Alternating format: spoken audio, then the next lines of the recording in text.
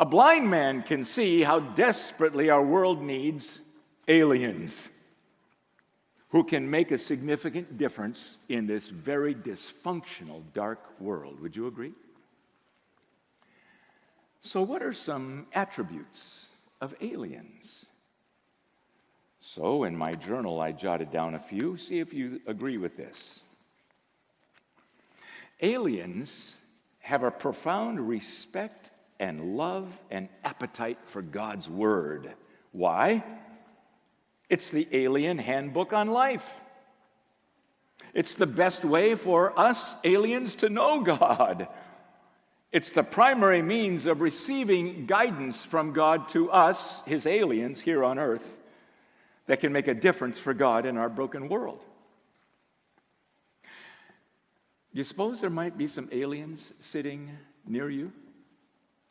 I realize that we're still having a little trouble with our lights here in this room, and you can't see it online, but these are folks who are pretty much sitting in the dark. But if you weren't sitting in the dark, and you look down your row, if you saw someone there with their Bible open on their lap, and their Bible looks pretty beat up because they use it so much, they're probably an alien.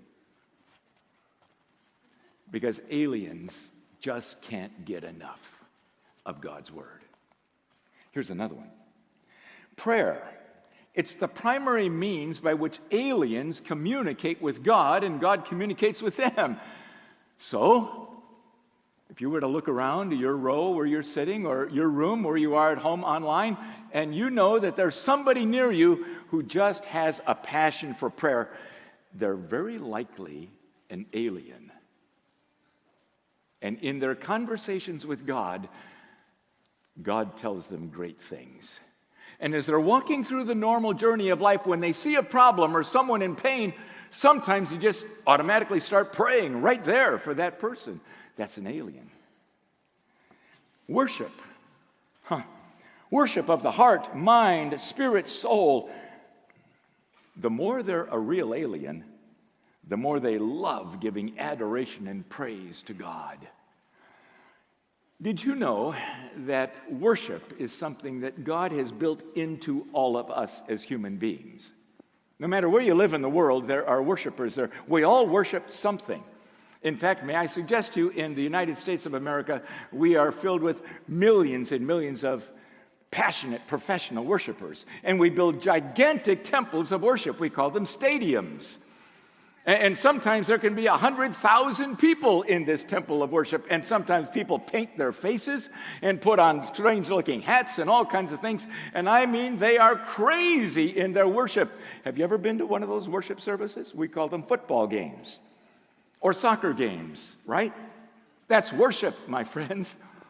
It's a celebration of the people for the people on the playing field and what they do. And when they do it well, I mean, there's serious worship. Do you agree? It's such a passion in our country. There is this annual worship event called the Super Bowl. And if you have a lot of money, you can buy 30 seconds of commercial time for about $3 million or so, because there's hundreds of millions of worshipers watching the game. Do you agree with that? Do you agree that there is this natural thing in us that we worship that which we love? Careful. Aliens are careful to not dishonor the King of the aliens, Jesus Christ, in any way. Aliens, they are hungry to nourish their alienship, their alien soul.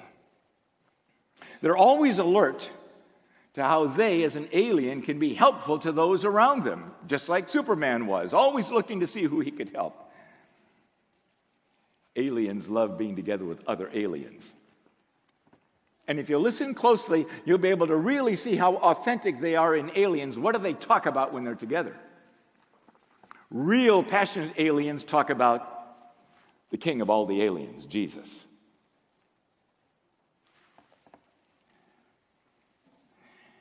Aliens grieve. They grieve the plight and the destiny of what Peter called pagans there in chapter 2.